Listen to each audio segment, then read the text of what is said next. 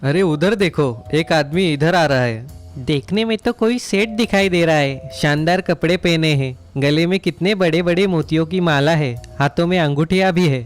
अरे वह तो पेड़ के नीचे रुक गया, पेड़ पर लगे फलों की ओर देख रहा है। अरे वह तो पेड़ पर चढ़ गया, उसने कई फल तोड़ लिए, अब पेड़ के नीचे बैठकर फल खा रहा है। फल खाकर अब चल दिया। चलो इसके पीछे पीछे चलिए, फलों का जहर थोड़ी देर में असर करेगा, तब तक हम उसके पास पहुंच ही जाएंगे। हे भगवान, ये क्या हो गया? इन फलों को खाते ही मुझे चक्कर क्यों आने लगे? अरे अब तो मुझे दिखाई भी नहीं दे रहा। सेठ चकराकर धड़ाम से जमीन पर गिर गया। सेठ हाथ पांव पटक रहा है, जब तक हम लोग उसके पास पहुंचेंगे मर जाएगा। पांचों लड़के सेठ के पास पहुंच गए। ये तो मर गया, चलो अपना काम शुरू करो। अशर्फियों से भरी थैली, अगर महीने भर में एक आदमी भी ऐसा मिल जाए तो हम थोड़े से दिनों में गांव के सबसे धनवान आदमी बन जाएंगे। यह पेड़ हमारे लिए बड़ा भाग्यशाली सिद्ध हो रहा है।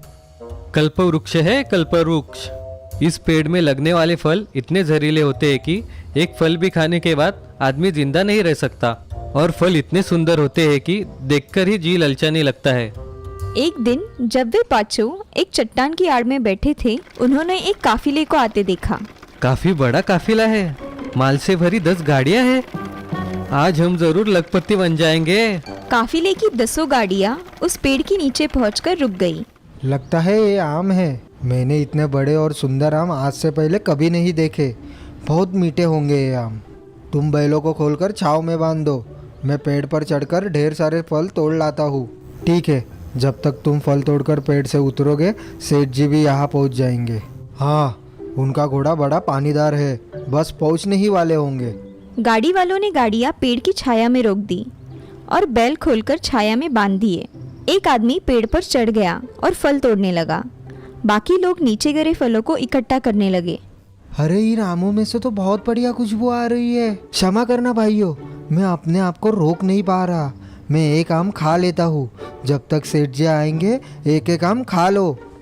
इनका रंग और खुशबू, वाह कितने रसीले और मीठे हैं ये आम। वे तीनों एक एक आम लेकर खाने लगे। तभी घोड़े को दौड़ते हुए सेठ जी वहां पहुंच गए। अरे तुम यहाँ पे क्यों रुक गए? मैंने तो तुमसे कहा था कि हम अगले गांव के पास वाले बाग में रुकेंगे। सेठ जी, दोपहर हो चली थी। रास्ते के किनारे इस कुएं और आमों से लदे इस छायादार पेड़ों को देखकर हम लोगों ने सोचा कि यही सब रुक जाएंगे। बैलों के लिए पानी और आसपास हरी हरी घास भी है। और सेठ जी, यह देखिए, पेड़ पर कितने सुंदर सुंदर और बड़े बड़े आम हैं। हम तीनों ने एक एक आम खाकर देखा है, बहुत ही खूबसूरत और रसीले आम हैं। अरे तुमने ये क्या कर दिया? ये आम क्यों खाए? ये तो जहरीले आम है।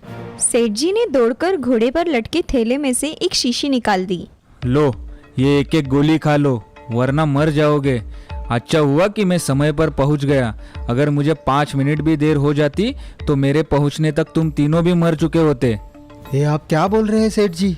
लाइए, गोलियां दीजिए। तीनों आदमियों ने एक एक गोली खा ली। सेठ जी, आपने एक भी आम नहीं खाया, और मेरे ख्याल है कि आज से पहले आपने इस पेड़ पे लगे आमों को देखा भी नहीं होगा। फिर आपको ये कैसे मालूम हो गया कि इस पेड़ पर लगने वाले यह आम जहरीले हैं? यह बात मालूम करना बहुत ही आसान था। वह कैसे? तुम ही सोचो, सुंदर और खुशबूदार आमों से लदा यह पेड़ गांव के कितने निकट है। अगर ये आम वास्तव में जहरीले न होते तो क्या गांव में रहने वाले बच्चे इन आमों को लगा रहने देते? कभी के तोड़कर खा चुके होते, लेकिन किसी ने इन्हें छुआ तक नहीं। और इस तरह मुझे विश्वास हो गया कि इस पेड़ के लगे हुए आम जहरीले हैं। पता नहीं अब तक के ये पेड़ के लुभावने फलों ने कितनों की जान ली होगी। कुल्हाड़ियाँ निकालो और इस पेड़ को अभी काट डालो, ना रहेगा बाज ना बजेगी बांसुरी। हाँ मालिक, अभी काट देता हूँ। सेठ जी के आदमियों ने कुल्हाड़ियां निकाली और पेड़ काटकर गिरा दिया। वो पांचों बेकार नौजवान दुख भरी नजरों से उस कटते हुए पेड़ की ओर देख रहे थे। बहुत समय पहले की बात है। किशनपुर नाम के गांव में चरण नाम का एक आदमी अपने 2 बेटियों के साथ रहता था। चरण बहुत ही मेहनती और दयालु इंसान था। चरण की बड़ी बेटी का नाम था नीलू और छोटी बेटी का नाम था पार्वती। नीलू भी बड़ी समझदार और मेहनती थी वो बचपन से अपने माता पिता का हर कहा सुनती थी और पार्वती बिल्कुल उसके विपरीत थी। वो हमेशा जिद पर अड़ जाती थी। ये देख चरण हमेशा सोचता था, मेरी बेटी नीलू कितनी मासूम, नेकदिल और समझदार है। मुझे हमेशा इसके बारे में सोचना चाहिए। एक दिन उनके गांव में मेला लगता है। चरण अपने दोनों बेटियों को लेकर मेला देखने जाता है।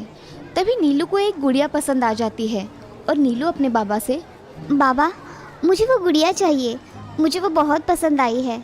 अच्छा ठीक है बेटी। चरण नीलू को वो गुड़िया लेकर देता है। तभी पार्वती, बाबा मुझे भी ऐसी ही गुड़िया चाहिए। अरे बेटा पार्वती, एक गुड़िया तो अभी ली ना हमने, तुम दोनों बहनें बारी बारी के उसके साथ खेलना।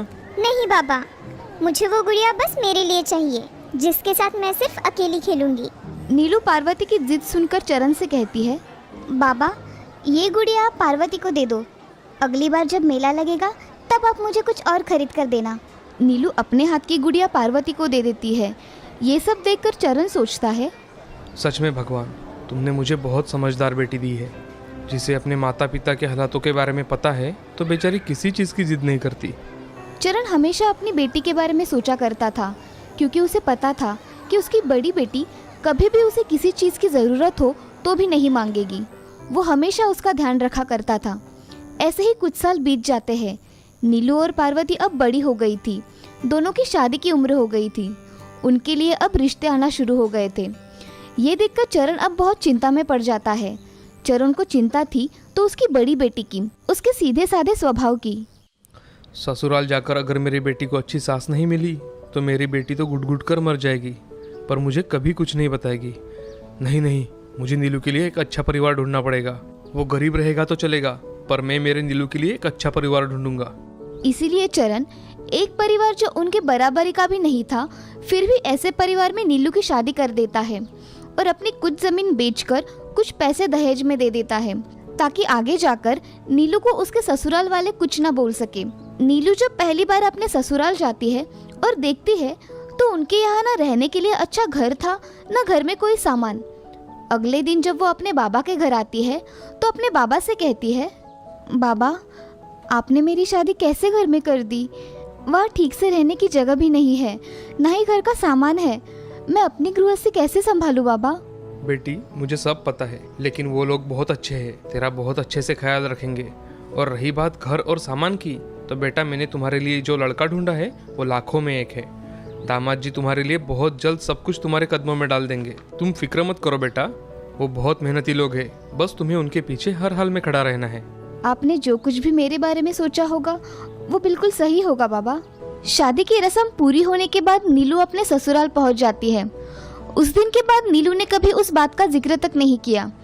जो नीलू ने अपने बाबा के घर कभी खेतों में काम नहीं किया था, वो अभी अपने पति शंकर के साथ लोगों के खेतों में मजदूरी भी करने लगी थी। धीरे धीरे शंकर के घर के हालात भी बदल जाते हैं। शंकर और नीलू मिलकर कुछ जमीन किराए से लेते हैं। दोनों दिन रात मेहनत करते हैं। कुछ ही सालों में शंकर खुद की जमीन खरीद लेता है। ऐसे ही एक दिन शंकर नीलू से, भाग्यवान, जब से तुम मेरी जिंदगी में आई हो मेरा तो नसीब ही बदल गया है। और मैं तुम्हें इस बात की दाद देता हूँ कि तुम्हारे बाबा के घर तुम कभी खेतों में नहीं गई, लेकिन तुमने मेरा बखूबी साथ दिया। ऐसा साथ पाने के लिए लगता है मैंने पिछले जन्म में जरूर कोई पुण्य किए होंगे, तभी तुम मुझे मिली हो। जाइए, आप भी ना कुछ भी बोलते हो। पति और पत्नी का तो काम ही है ना एक दूसरे के हर सुख दुख में साथ देना। इसमें मैंने क्या बड़ा कर दिया? अच्छा भाग्यवान, चलो खाना खाते हैं। जी मुझे तो कब की भूख लगी है। आप ही हो कि इधर उधर की बातें कर रहे हो? अच्छा बाबा चलो। शंकर और नीलू हंसते हंसते खाना खाने बैठ जाते हैं। थोड़ी देर बाद घर का काम कर दोनों सो जाते हैं। ऐसे ही हंसी खुशी दोनों के दिन बीत रहे थे। दोनों मेहनत कर रहे थे और अपने जीवन को अच्छे से जी रहे थे। शंकर कभी खेतों के साथ कोई भी धंधा शुरू करता तो नीलू हर उस काम में शंकर को पूरा सहयोग कर देती थी। धीरे धीरे दोनों तरक्की करने लगे। अब शंकर और नीलू को एक सुंदर सा लड़का होता है, जिसका नाम वो सागर रखते हैं। अब सागर धीरे धीरे बड़ा होने लगा। घर में खुशहाली छाई हुई थी। शंकर और नीलू भी बहुत खुश थे। ऐसे ही एक दिन शंकर नीलू से कहता है, भाग्यवान, तुम जब शादी कर हमारे घर आई तब हमारे पास कुछ भी नहीं था। आज देखो, ज्यादा नहीं है लेकिन आज हमारे पास खुद का खेत है, अच्छा सा परिवार और ये छोटा सा लेकिन अच्छा घर है। पीछे मुड़कर देखता हूँ तो यकीन नहीं होता कि ये सब इतने जल्दी कैसे हुआ।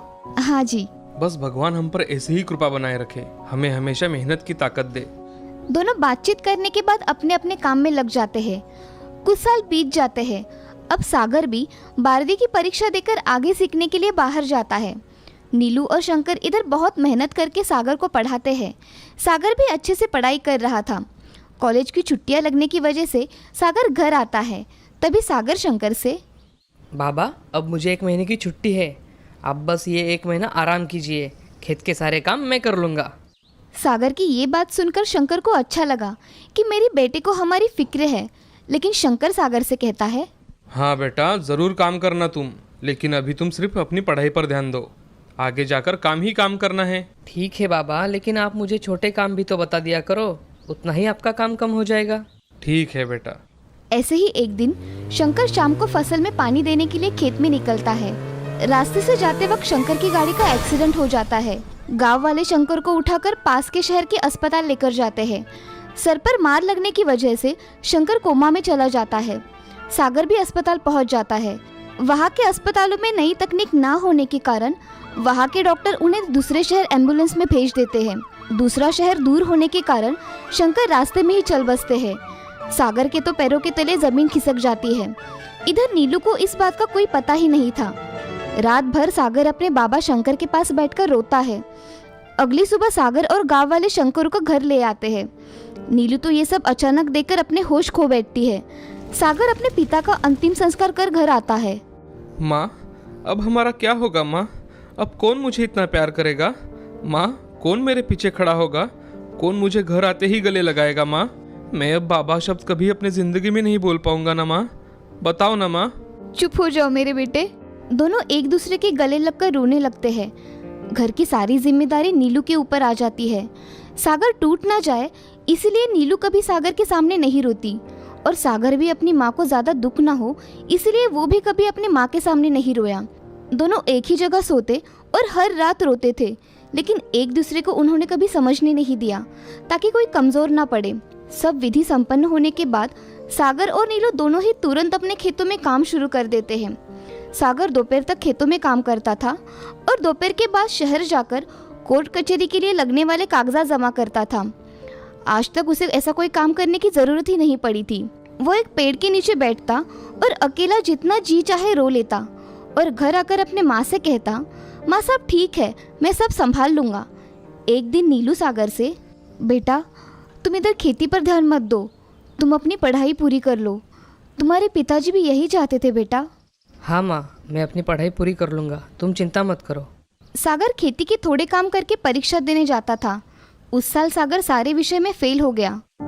तब उसे सारे रिश्तेदार और आस पड़ोसी लोग कहने लगे, अरे देखो बाप गया तो लड़का बिगड़ गया, ये लड़का तो अब कुछ नहीं कर सकता। और रिश्तेदार और समाज के लोग सागर को ऐसे भला बुरा कहने लगे।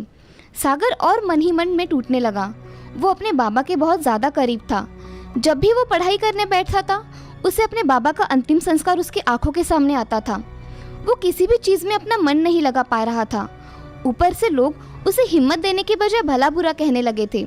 एक वक्त ऐसा भी आया कि सागर ने जान देने की सोच ली, क्योंकि वो करने कुछ और जाता था और हो कुछ उल्टा ही जाता था। एक दिन वो रात को उसके गांव के पास वाले बड़े पुलिया पर गया और वहां से छलांग लगाकर अपने जान देने वाला था। तभी उसने सोचा, अगर मैं ऐसे डर के जान दे दूंगा तो मेरी बात मेरे माँ का क्या होगा। वो वापस नीचे उतरकर घर गया और घर जाकर माँ को गले लगाकर बहुत रोया। क्या हुआ है बेटा, रो क्यों रहे हो? कुछ नहीं माँ, ऐसे ही। इधर घर के हालात बहुत खराब थे। नीलू दिन रात मेहनत करती थी और बस उसे एक ही आस थी कि सागर एक बार अपनी पढ़ाई पूरी करके कहीं नौकरी करने लगे। लोग भले ही सागर को कुछ भी कहते थे, लेकिन नीलू को अपने बेटे पर पूरा विश्वास था कि सागर बस उसके बाबा के जाने की वजह से अंदर से टूट चुका है।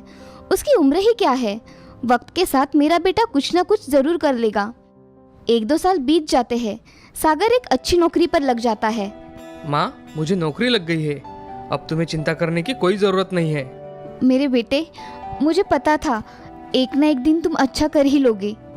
उस दिन के बाद सब हंसी खुशी रहने लगे। फिर भी नीलू अपना खेती का काम कभी नहीं छोड़ती। वो अपनी खेती का काम करती रही क्योंकि उसे उस खेत की कीमत पता थी।